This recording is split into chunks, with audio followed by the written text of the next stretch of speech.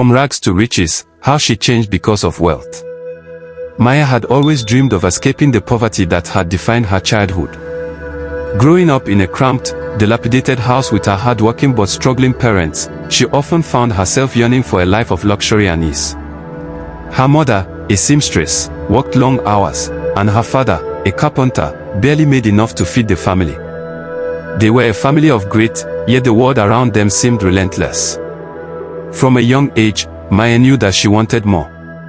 While others played, she studied and hustled, selling homemade jewelry and baked goods to earn extra money. When she graduated high school, she knew education was her way out. But without money, college was a distant dream.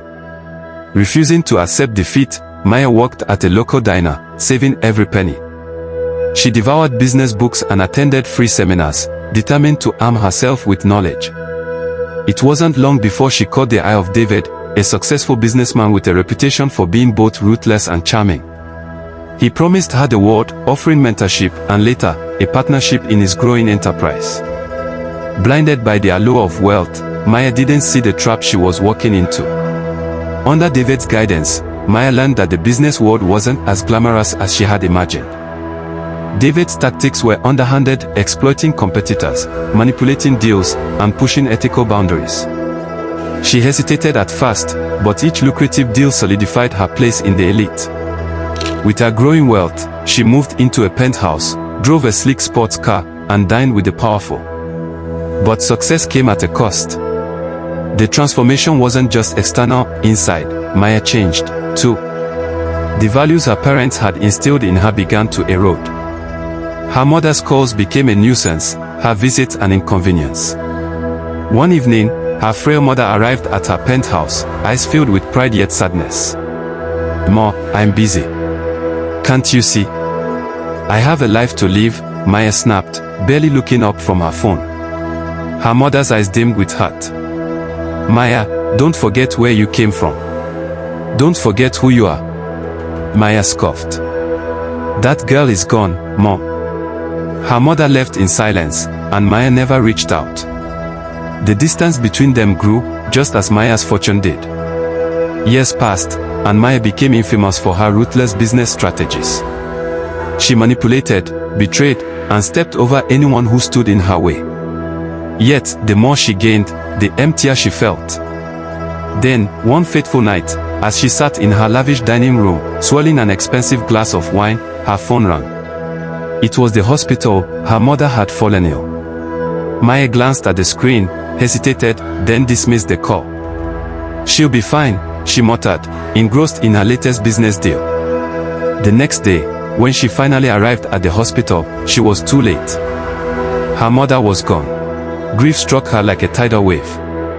She had everything she ever wanted, yet nothing could fill the void her mother's absence left. She stood by the hospital bed, her mother's lifeless hand cold in hers. The memories came flooding back, the sacrifices, the unconditional love, the words she had ignored. A familiar voice pulled her from her thoughts. James, a former colleague and close friend, stood at the door. "You've gained the world, Maya, but at what cost?" he asked, his voice gentle yet firm. "You lost your family, your soul. You need to make things right before it's too late." For the first time in years, someone spoke to her with honesty, not flattery, not admiration, just truth. And for the first time, Maya listened. She couldn't undo the past, but she could change the future. She made the decision to step back from the ruthless world she had built and honor the lessons her mother had tried to teach her. She reached out to those she had wronged, sought redemption, and learned that true wealth wasn't measured in bank accounts but in love and integrity. Now, as she stood at her mother's grave, she whispered softly, "I'm sorry, Mom. I'll try to be better. For you. For me." And with that, she took her first step toward reclaiming the humanity she had once lost. Maya's story didn't end with her mother's passing. Guilt became her constant companion, gnawing at her like an open wound. She threw herself into charity work, hoping that by giving back, she could somehow mend the damage she had done. But it wasn't enough. The emptiness remained. James remained by her side, guiding her through her transformation. "Redemption isn't instant, Maya," he reminded her one evening as they sat in her penthouse, the view of the city stretching beneath them. It's a journey. She nodded, but deep inside, she wasn't sure she deserved forgiveness. As part of her effort to reconnect with her roots, Maya returned to her childhood neighborhood. The sight of the old, crumbling houses and the small tailor shop where her mother once worked nearly brought her to her knees. She walked through the familiar streets, feeling like an outsider in the place she had once called home.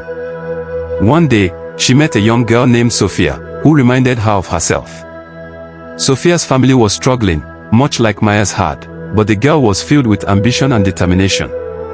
Seeing her own past reflected in Sophia, Maya took her under her wing, mentoring her, funding her education, and ensuring she never had to make the same mistakes.